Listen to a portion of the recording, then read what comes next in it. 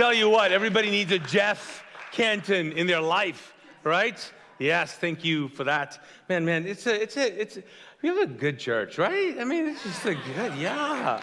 It's just good to be here with you guys. Great to be here with you guys. So we're starting a brand new series, and it's actually the 7 miracles found in the book of John. So we're going to be doing that. But I got to tell you a quick story here. Several years ago, I was in a party, okay, and there were some celebrities there, okay. There was Christian celebrities, and then there were real celebrities there too, okay. So just so you know, there's a difference. And so I saw this one worship leader, and I'm like, oh my gosh, there's a friend of mine who loves her stuff, and I'm like, you know what? I'm gonna get a picture with her, send it to him. He's gonna love it and all that. So I went up to her and her husband. And I was like, hey, so my friend is a super fan. And I was wondering if I can get a picture with you. And I was like, okay, and now in my head, I'm like, okay, where are we gonna take this picture? And she was like, no. I'm like, I'm sorry, what? And then her husband's like, no, that's we're not gonna do that. And I'm like, what? And I don't know if you've ever done this. Have you ever gone to a celebrity and asked for a picture and got denied? I mean, if you haven't, because you're like, yeah, I'd never do that. And for me, she was not even I wasn't a super fan of hers. You know what I'm saying? Like when she left, I was like, I don't even like your music. I don't even like your stuff, you know what I'm saying? You're not that famous, whatever. But if The Rock, Dwayne Johnson, did that, I would be crushed. Oh my gosh, I'd be like, no. Have you ever put yourself out there and asked something and gotten a rejection? Anybody? Yeah. Right? I'll tell you what, now it's got me I hesitate asking people for pictures. I'm like, can I take a picture with you, Mom? I don't know, can I take a picture? Can I do this? Can I do that? I wonder, though, if that's true in life. I wonder if we've done this like we do this. We've gotten so many no's in our life that we are afraid to ask. I wonder if we've had so many no's in our life that now we might be even forfeiting a yes. Maybe even when it comes to God. We've gotten so many no's from God that we just kind of go, you know what, I'm not going to ask. I'm not going to ask. Have there other prayers out there, or are there requests out there, or there's a need out there that you're like, you know what, I'm not going to ask. My prayers, they don't really get answered. Other people, yeah, mine, not really. Not quite sure. I wonder if we stop asking for some things. So this morning, the big idea, if you got to go, the big idea is this, okay? I want you to do this. And this is the title of this sermon, okay? We're going to put it on the screen for you right now, okay? It's called the big what? Ask. The big ask. Are you and I willing to make and do that? To ask big? Can we do that? Are we willing to be courageous enough to do that? Push back rejection, disappointment, and do that. I think for our lives, if we're going to understand for the next 7 weeks that God still does miracles, and we've got to get to a place where we go, you know what, the first step is I'm going to be courageous enough to ask one more time, and I'm going to make the big ask. So let's try this, and let's do it together. So here's what we're going to do, right? So we're going to go through the book of John and the 7 miracles in John. Now, if you don't know what this is a Bible, okay? So I'm saying that not to be facetious, but I'm saying this because, I read my Bible, but it's on my phone, okay? Like everybody else. But this is old school. This is good. But I just want you to know that all of this whole part of this section right here, this is all the Old Testament. This is just the New Testament. Okay? And what's interesting about this is this is the old way, the Old Testament, because it's the old way of knowing and understanding God, and this is the new. And over here, there's a lot of Jesus. There's a lot of Jesus practical things. And this New Testament starts off with these Gospels. The Gospels are stories of Jesus. And John is actually one of the last ones. In fact, it was written, some say, as the last gospel. And every gospel has kind of a different energy towards it. But the first 3, like Matthew, Mark, and Luke, they really want to talk about, and they give a lot of details, and they talk about all the things that Jesus said. All the things that Jesus said. So we go back to that, and if you want to find out what Jesus said, it's found in those 3. Now, John's different. John starts off with a different direction. He doesn't start off with and the Christmas story, and Jesus was born. No. He starts off, if you remember, the first chapter is like, in the beginning was the Word. And the Word was with God, and the Word was God. And he goes all like, he kind of, not mimics, but he's kind of going off of the Genesis story. He's kind of interesting. He's got an intention behind him.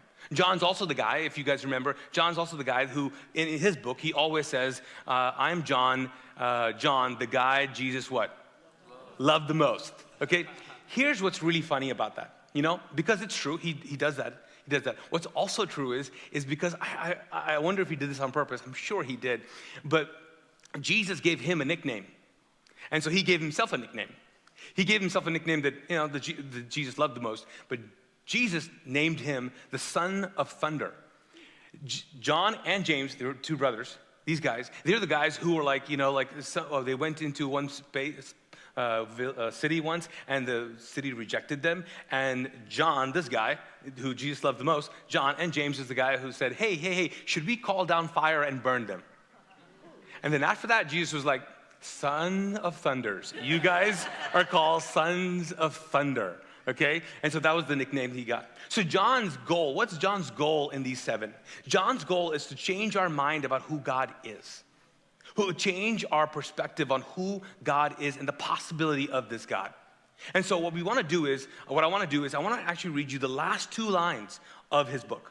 Because what he does is, which is different from, I think, modern day, is like you kind of start with a thesis, right? This is the point of the paper, this is the point of the story, but his point actually is at the end. So let's go to the last couple of lines in the book of John first, to kind of understand where he's coming from. So it starts off and says, the disciples, he says, saw Jesus do many other miraculous signs in addition to the ones recorded in this book, okay? But these are written so that you may continue to believe that Jesus is the what? Messiah. The Messiah.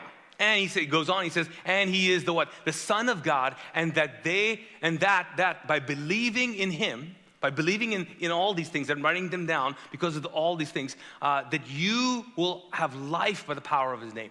That you continue to believe. Like, I'm writing this thing because I want you to grow in your faith of who God is. That's the whole point of my book.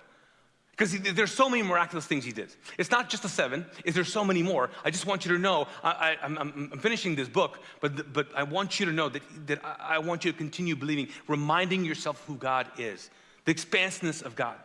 So when you think about the big ask, when you think about the thing that you're wondering about, like, I don't know if this is going to turn around, like, you need a miracle in your life.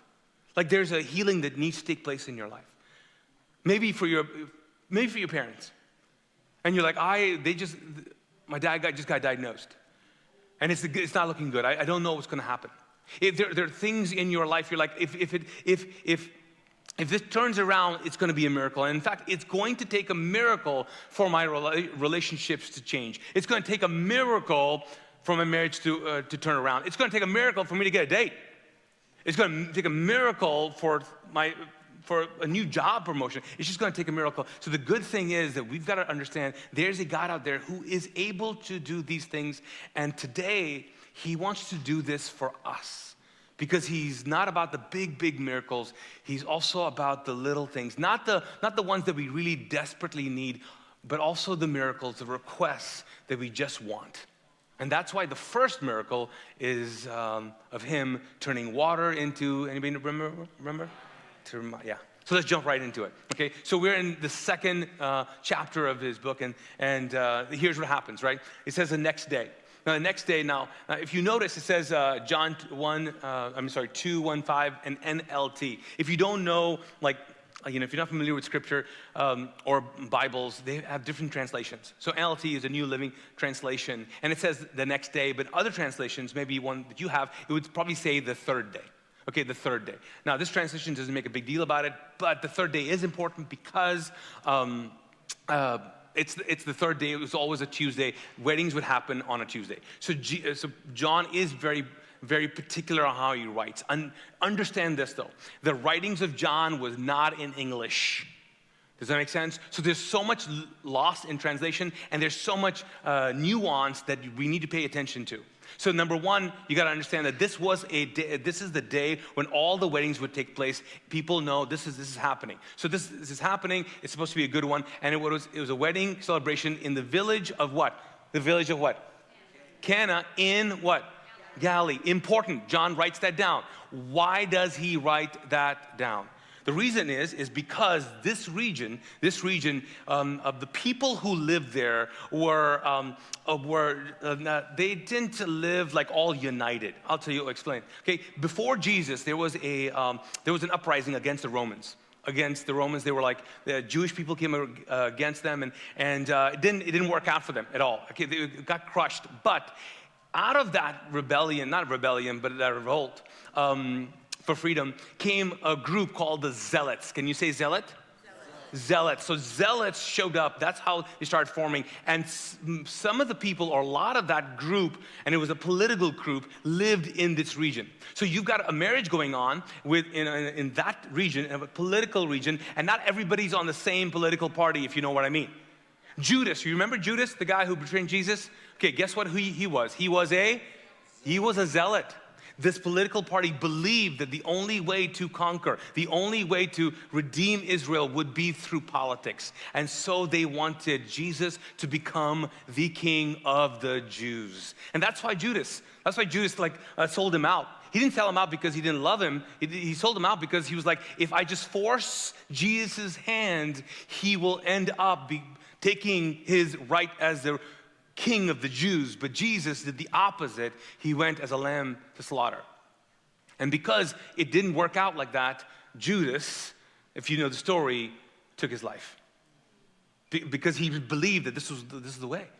And it didn't happen. So I want you to know that this wedding took place in some tension. Now, I don't even know the couple and their families were all in the same political party. We don't know. There was tension there. All I'm saying is that it needed to go smooth. You know what I'm saying? Have you ever been to like a family reunion or a party and you're like, this has to go smooth, or we're never going to do Thanksgiving again? You know what I'm saying? This has to go smooth. Everything's got to be perfect. Okay, so that's the energy. That's it. So what happens?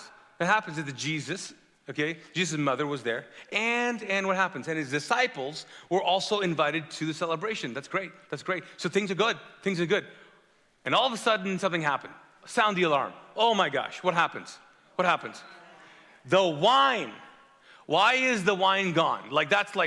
The wine is gone. The supply runs out of the festivities, yes. They're like, okay, we can't do this. So who gets involved? Moms always get involved, okay? Let me just say, moms. So Jesus' mom gets involved, and she goes to Jesus. She goes and tells Jesus, hey, there's no more wine. Like, I'm sure Jesus is like, what does he say? It's not my problem. Now, I don't know what the hell was happening over there. What was the back and forth? Was Jesus' mom saying, you and your disciples drank everything? Like, what? Like, Peter, look at him. Like, what is he? What? And then Jesus is like, it's not my problem though, right? It's not and what is he saying is, it's like, it's just wine. It's not a problem. It's not a problem. It's not a problem. And by the way, Jesus probably, like, wait, my time has not yet come. Basically what he's saying in other translations, he says, hey, this is not how I want to show up, like as, hey, I'm the Messiah. Hey, I'm this rabbi. Hey, my first miraculous thing should not be to make more alcohol. Like, please, don't make me be that guy. You know what I'm saying? Like, seriously, Mom, seriously. I remember once I was at a party. I was going to a party. I parked my car, and these ladies parked right next to me, and we were about to go walk to the party, but they got in the car and had all these boxes of things and all that, and cartons and all that. And I thought, oh man, I should help them. And I said, are you going to the party? They're like, yeah. I was like, I said, do you want to help? You want me to help you? And they're like, yeah, please, thank you so much. So they piled off stuff on me, and as I was carrying it, I realized all of the boxes had alcohol. Every one of them. There's no chips anywhere. You know what I'm saying? It's just alcohol. I'm like, so I've got 2 boxes, maybe 3, of all this. I'm walking into this party, and I'm like, this is not how I want to show up. Pastor Naeem, because there's going to be some wise guy, some dude I know, like Jeff. He's like, oh, hey, pastor's bringing all the wine. And exactly that's what happened. I was like, I don't want to show up like this. So I get what Jesus was doing. But, his mom kind of walks away from that conversation and says this to other people, right? To the people working there. She says what to them? Do whatever he says. Do what he said. So basically, she was like, I'm done.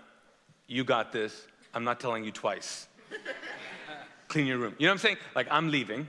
You're going to handle this. You're going to handle this, okay? And by the way, you've done this before. Like, I don't know what she said. You know what I'm saying? I know. You and James, I remember, okay? You've done this at home, okay? You can handle this. So do whatever. She walks away. Now, I don't know what happened there. And I don't even know why Jesus did do it. But here's what we do know. What we do know is there are three things that took place there through Mary's actions. Three things. Number one was this idea of asking. She made the big ask. Now, maybe for her it wasn't a big ask, but it was for wine. Do you know what I'm saying? It was frivolous. It was like, I mean, no one needs it. You want it, but no one needs it. No one needs it. No one needs it.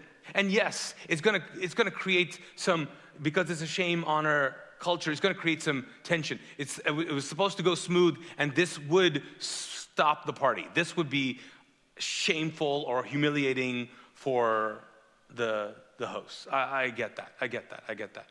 So Jesus' mom makes the big ask. She's like, this is not a thing that was gonna make or break the wedding. They're still gonna get married and all that, but this would be great if you could do it. Now, my question to all of us is like, are we willing to make that ask? Is there something that you're like, you know what, this is not that important. This is frivolous. I really would like this. I don't need it, but I would really like this. I really would like this. I would say, hey, what is something that you're not praying because you don't want to make the ask? You're too scared to get rejected by God. What if God was saying, hey, I want you to ask? And see, for some of us, we just ask as we're driving, somewhere. We ask, we shoot up a prayer here and there as we go, about our day. And then there are others of us who like my wife, who is like, she seriously, when she asks, she writes it down. You know what I'm saying? She writes it down. And I wonder for some of us, the big ask maybe for you, the thing that's not frivolous, maybe it's a big one, it's important, it needs to happen, a miracle needs to take place, a healing, desperately you need one. Maybe you need to write it down.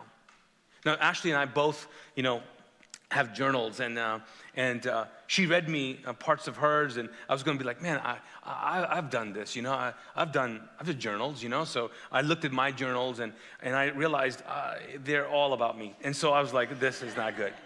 And my journals are all like, why am I here, God? And I'm like, okay, I'm not going to read that.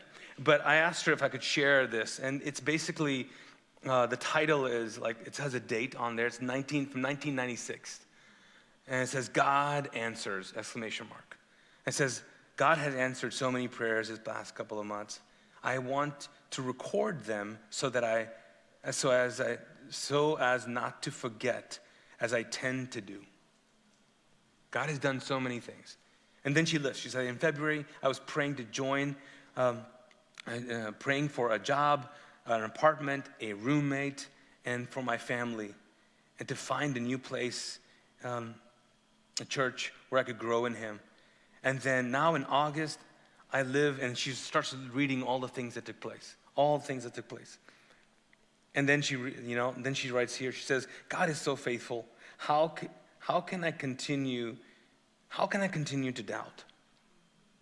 And then she talks about a roommate situation, and one roommate bailed on her, and then the next couple of days found another one. And man, I think for some of us, you need to dare to ask in writing. In writing. You're like, Naeem, not in writing. Write it down. And let's see, God, I'm writing this down. I'm asking you, and I want to know what happens because I'm going to come back to this and see if you answered it. Friends, you have no record of God's faithfulness because you have no record. Because you forget. So let's write it down. We have to ask, and then we have to expect. Expect God to speak to us, to show us, to expect God to sense him, to feel him. We have to expect. I mean, she walked away fully expecting him to perform this miracle, regardless of what his first reaction was. She expected. And I don't know why she expected, right? I can only speculate. But I wonder if she was like, I expect this in confidence because I know you and you and I have a history. I wonder if God's saying, hey, you don't expect things from me or you expect nothing from me because you don't know that I know you. Like maybe we're not that close. You're not expecting because, well, you don't have a personal relationship. You don't, because maybe you're not, quote unquote, worthy of this. And maybe this prayer request, this job, this next career, this college, major, whatever it is not that big of a deal, but I want you to do this because I'm asking you, and it's important to me. Do you expect God to move not because the thing you're asking for is important? Do you expect God to move because it's you asking? It's you asking, and he knows you, and he wants to make you happy. He's doing it for you. Do you know you have a God who will just do it for you? Not because it's a big ask, and not because you deserve it, or you're worthy of it. He'll just do it. See, I wonder if Jesus, interacting with his mom, they had this moment where he was like, hey, I know why this is so important. I know why weddings are so important to you. I know why weddings so important. I know. I know why you want this wedding to be perfect. I know why, Mom. Because yours wasn't. Your wedding was not perfect. And it was kind of my fault. That's why there's no record of it. It happened in private.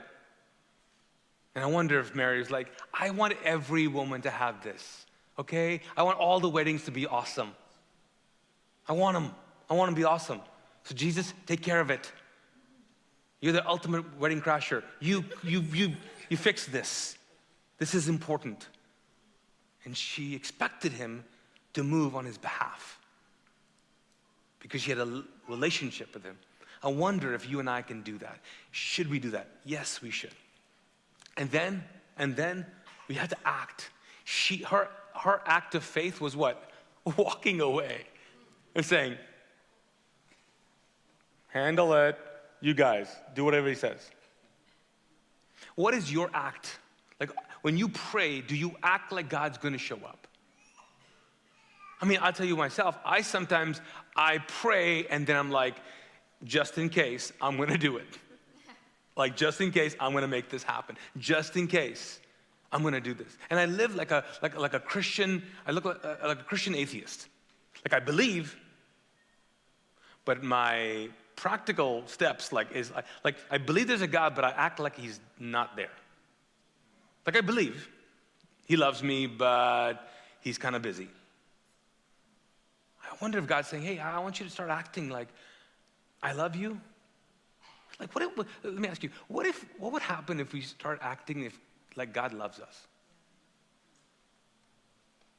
Like, that he loves you and he wants to provide. Like, would your life be different? Like, he gives a rip. He cares that it's like, you got to get this job or I don't know what's going to happen. He knows the pain. He gets you're not sleeping at night. He knows you're taking extra medication. He gets it.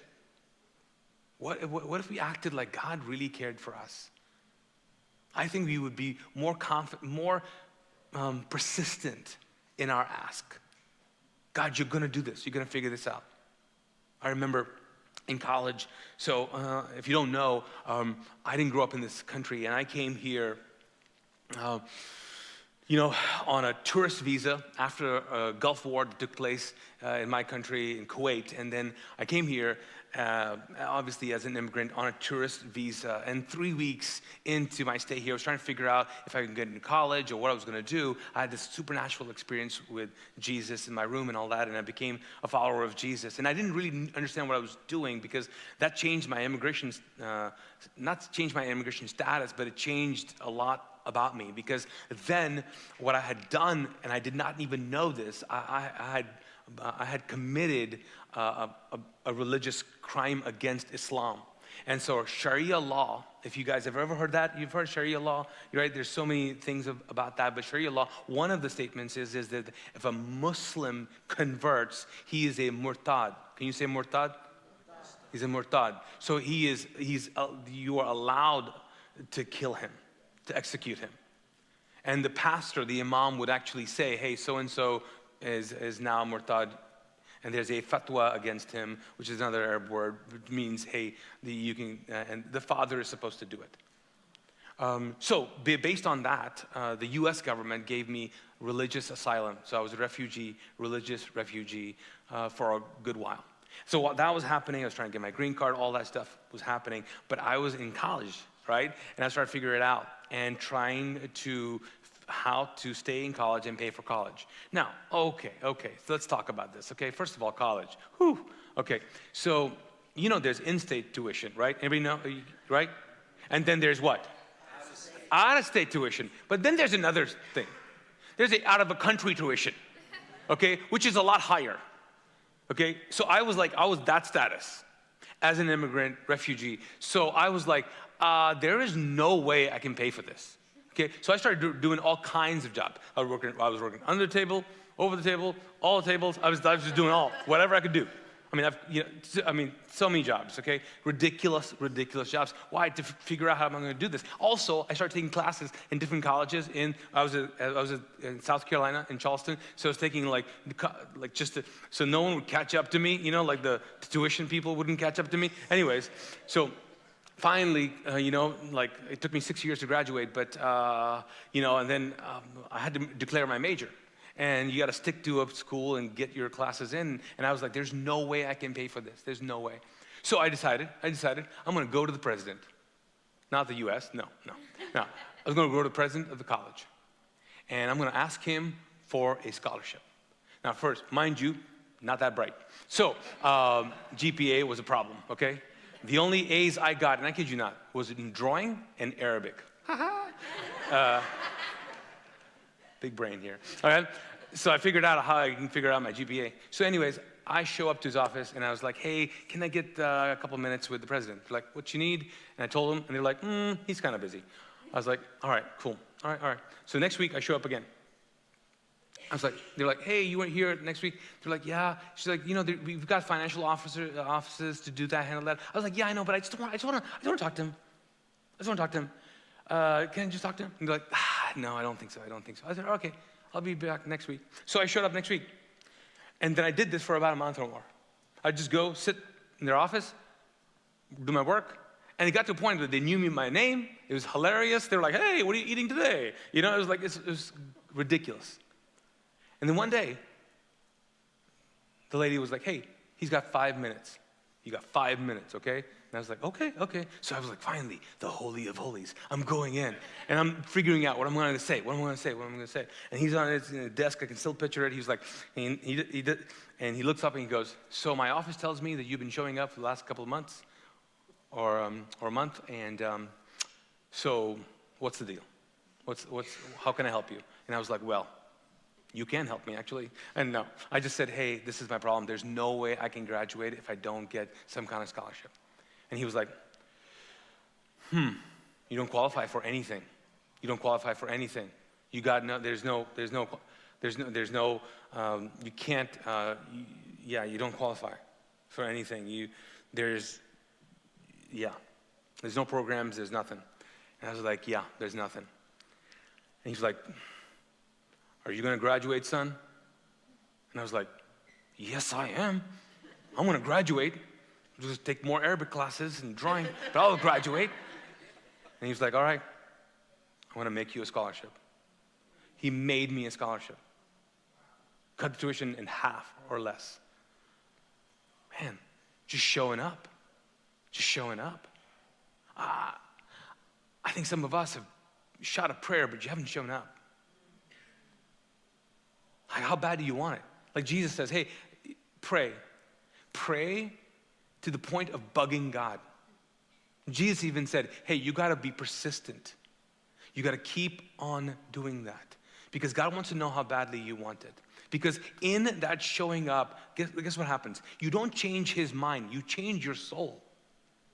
You become a different kind of person, a person who is persistent. God's not trying to get you to say the right things so you can convince him. He's trying to make you a certain kind of person. And when we come to him and ask, we begin to change into the people that he wants us to be, resilient people who would not allow no's from other people to stop us. So let's act. Let's act. So what happens? What happens is that Jesus performs the miracle, right? So let's go back to the text here. What happens? Standing there, it says, standing nearby were how many stone water jars? 6. Used for Jewish washing. Each could contain how many? 20 to 30 gallons. I mean, that's a lot of wine. It's a lot of wine. Jesus told the servants, okay, fill the jar with water. And then what happens? When the jars had been filled, he said, now dip some out and take it to the master of ceremony. So what happens? They did, right? They did. And the master of ceremony says this. He says, when the master of ceremony tasted the water that was now wine, what did he say? I can't believe it. This is disgusting? No. What did he do? He said he didn't know where it came from, so he called the bridegroom over, and he says the host always serves the best wine first, and then when everybody is a little tipsy, okay, what happens? He brings out the what? Less expensive. And you've kind of done the opposite. And then John writes this. He says, this miraculous sign at Cana in Galilee, which he records that, says was the what? First sign Jesus revealed his glory and disciples believed. He did this intentionally. So what does it tell us? What is this, the way it tells us, number one, that if you hear nothing, like if you hear a no or not now, like if you're praying for something and it's not really turning around, it tells me a couple things. Number one, it tells me sometimes we're not ready. We're just not ready for this. Like you're not ready. Let me talk to just single adults here, okay? If you're one of those single adults who are like, man, I just want to find my person, and I've been praying and praying and praying and praying. And you're like, don't tell me I'm not ready because I've been ready. And I get that. I get that. But I just want you to know, maybe you're not ready, but I just want you to know, you being not ready does not mean you are not worthy. That doesn't mean you're not worthy. That doesn't mean God says, be a better human, and then. No. You're not ready might mean something else. It's not because you're not enough. I'm praying for this promotion. It's not you're not worthy of this promotion. It's not worthy, you're not worthy. It's not about your worth. It's just you're not ready right now. Maybe even to handle this. There's some other stuff coming around the corner. You don't see it, I see it. You're not ready. And the other thing it tells me is sometimes it's not about us being ready, it's just not about the right time. Like sometimes it's just not the right time.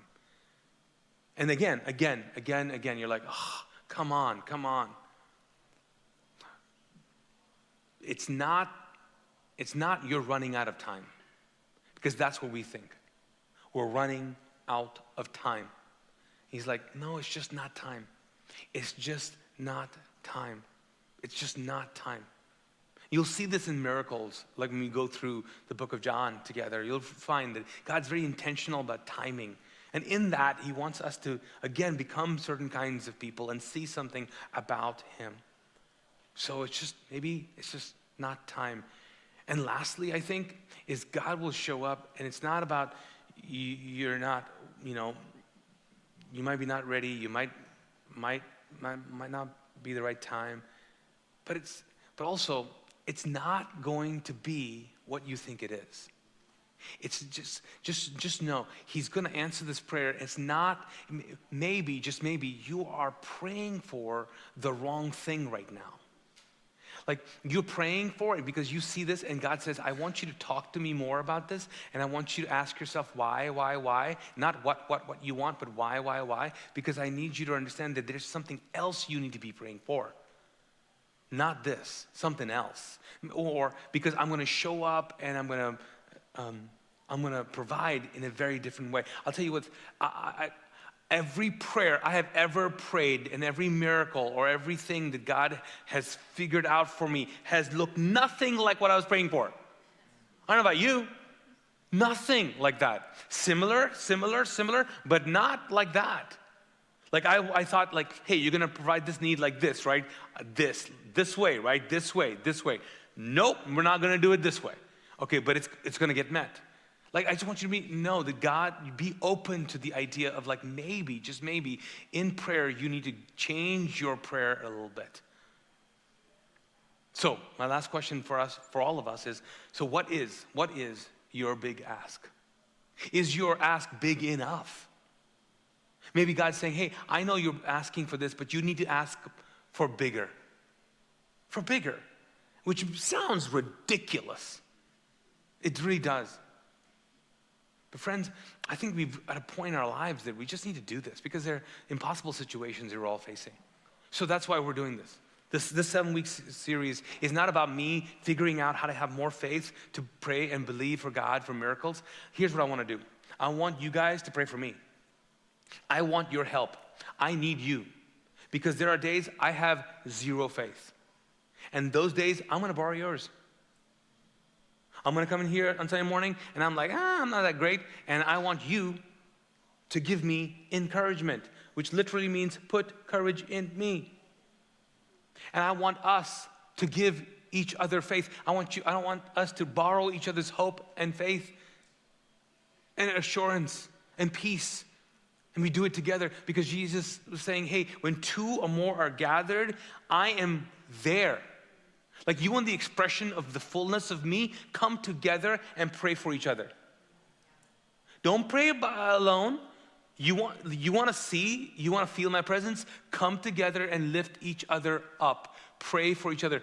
Ask God in my name, and it'll be done. Come together. The hardest part is coming together, believing together. So the next several weeks, we're going to do that.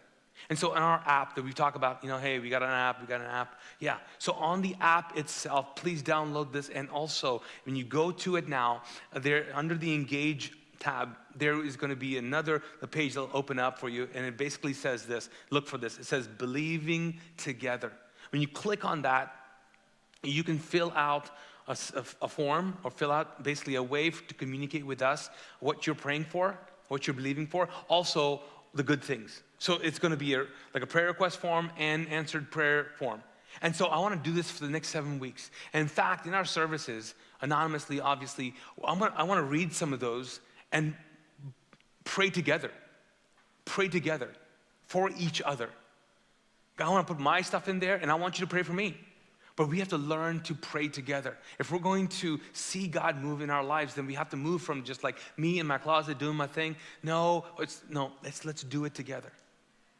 Because if we do it together, then everybody's needs are met. If we just focus on our own needs, then we got a problem. So let's do that. Actually, let's start today if we can. So I want to pray for us. Can you stand? Let's pray together. So God, we come before you in this moment, and usually we respond, and we want to do that. We want to do that. And we want to pray. But God, right now, we're not praying for our needs right now. We're actually praying for the need of another person in this room. Maybe a person that we saw, maybe a person that they just stood out to us this morning. Maybe a person that we noticed in the lobby. God, we're thinking of another person, not ourselves. Not ourselves. And we're saying, God, would you meet that person's need? God, would you remind them by providing for them, God, that you are close to them? God, would you do something, allow something to happen this day that reminds them that you are close. You're close to them. And you care about providing, not just what we need, but also what we want. God, would you heal, restore, forgive, provide more than we can ask or imagine for that person that we're thinking of right now. God, as we respond, allow us to see and sense and hear maybe even more on what you're asking us to do and what you're prompting us to ask for even. So we do that together.